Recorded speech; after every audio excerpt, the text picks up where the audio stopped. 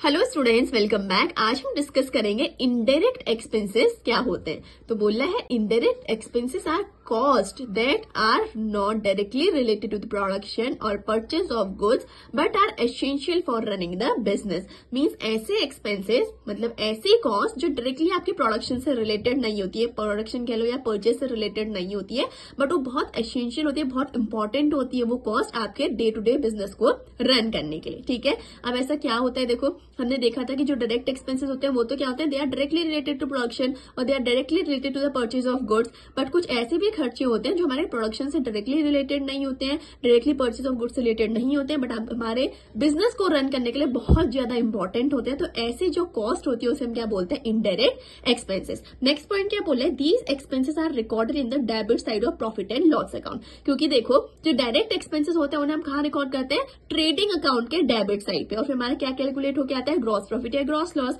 तो लेकिन कुछ इनडायरेक्ट एक्सपेंसेस भी होते हैं, इन्हें हम ट्रेडिंग अकाउंट में शो नहीं करते, बट ये भी हमें क्या करने होते हैं, अपने अकाउंट्स में शो तो करने होते हैं। तो हम क्या करते हैं, इन एक्सपेंसेस को कहाँ शो करते हैं, प्रॉफिट एंड लॉस अकाउंट के डेबिट साइड पे शो करते हैं। अब इसके कुछ एग्जांपल्स बताती हूँ। जैसे पहला एग्जांपल क्या, एडमिनिस्ट्रेटिव एक्सपेंसेस। इसमें कौन कौन से खर्चे आते हैं, जैसे कि आप ऑफिस के एम्प्लॉयज को सैलरी पे कर रहे हैं, ऑफिस का रेंट पे कर रहे हैं, स्टेशनरी का खर्चा, टेलीफोन बिल का खर्चा। क्या हमारे बिजनेस को रन करने के लिए एसेंशियल नहीं होते हैं, बिल्कुल एसेंशियल होते हैं, लेकिन प्रोडक्शन या फिर परचेज ऑफ गुड्स से डायरेक्टली रिलेटेड नहीं होते, पर फिर भी किसका पार्ट है, खर्चे का पार्ट तो है ही। तो ऐसे इसमें हमारी जो भी कॉस्ट लगती है उसको हम क्या बोलते हैं, इनडायरेक्ट एक्सपेंसेस। दूसरा क्या है, सेलिंग एंड डिस्ट्रीब्यूशन एक्सपेंसेस। जैसे आप एडवर्टीजमेंट करते हैं, किसी को कमीशन देते हैं, आपकी पैकेजिंग की कॉस्ट आती है, आपकी डिलीवरी चार्जेस आते हैं, वो किस में आते हैं, सेलिंग एंड डिस्ट्रीब्यूशन एक्सपेंसेस पे।